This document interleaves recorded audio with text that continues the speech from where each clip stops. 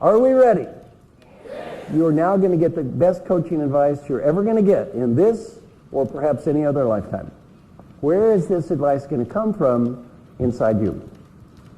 The best advice will never come from somebody else. The best advice will come from inside you.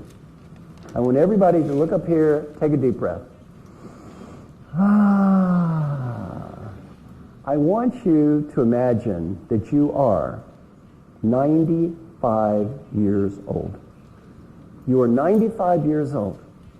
You're on your deathbed. You are just getting ready to take your last breath. But right before you take this last breath, you are given a wonderful gift, a beautiful gift, the ability to go back in time.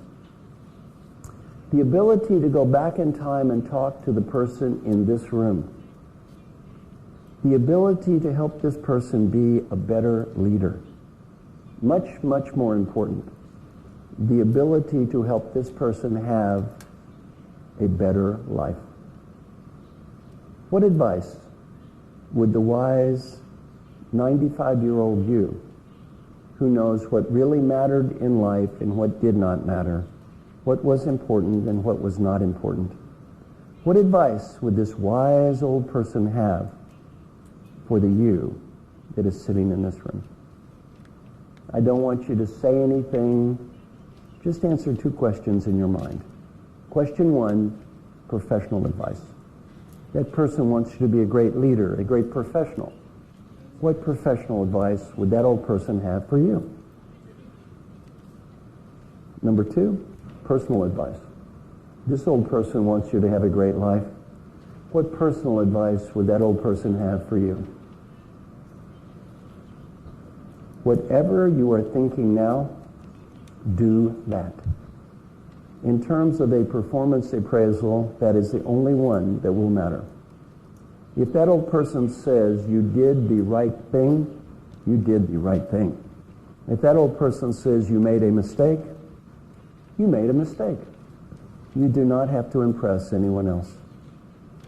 Some friends of mine interviewed old people who were dying.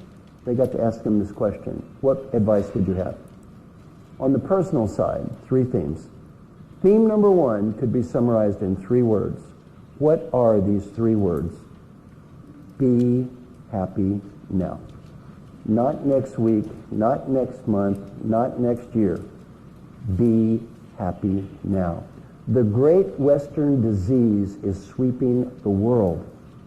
Japan is gone. Singapore is gone.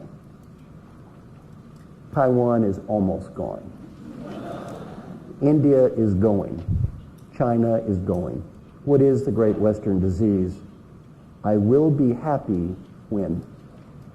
When I get the money, the status, the BMW, the condominium, the achievement, the next $1 million. I will be happy when? We all have exactly the same when. That old person looking at death, that is when. A comment from old people: I got so wrapped up looking for what I did not have, I could not see what I did have. I had everything. I wish I could have seen it.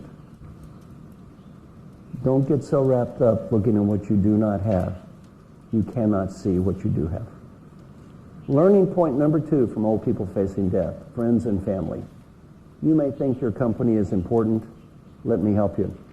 When you are 95 years old and you're on the deathbed and you go looking around the room, no fellow employees are waving goodbye.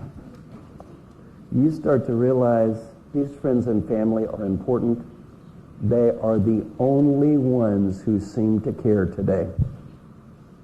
And learning point three, if you have a dream, go for it. Because if you do not go for it when you are 35, you may not when you are 85. And it does not have to be a big dream, even a small dream. Go to New Zealand, speak Spanish, play a guitar. Other people may think your dream is stupid. Who cares? It is not their dream. It's your dream.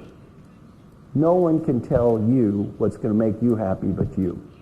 No one can tell you what is meaningful for you but you. These answers have to come from in here, not from the outside. I had a very embarrassing experience about 6 months ago. I was teaching this class and I said, "Go to New Zealand, speak Spanish." A man raised his hand. He goes, "We're in Madrid, Spain, you idiot. We all speak Spanish." Speak Chinese. Business advice isn't much different. Number one, have fun. Life is short. Have fun. Life is short. Two, do whatever you can to help people. The main reason to help people has nothing to do with money or status or getting ahead. The main reason to help people is much deeper. The 95-year-old you will be proud of you because you did. And the 95-year-old you will be disappointed if you do not.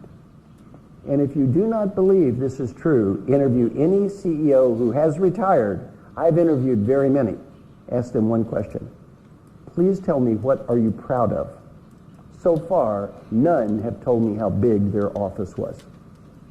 All they've ever talked about is the people that they've helped. And the final advice is also the same. Go for it. Your world is changing. Do what you think is right. You may not win. At least you tried. Old people almost never regret the risks they took and failed. They always regret the risk that they failed to take.